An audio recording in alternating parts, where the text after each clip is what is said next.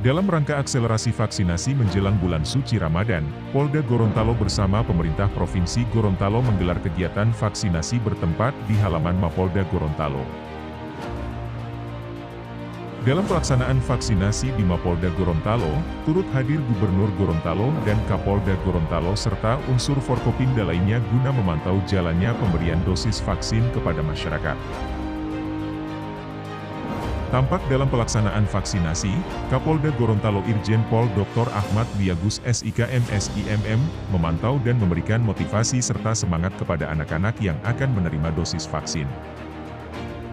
Adapun kegiatan vaksinasi massal yang dilaksanakan di Mapolda Gorontalo, hadir dengan membagikan minyak goreng gratis kepada warga yang usai mendapatkan dosis vaksin.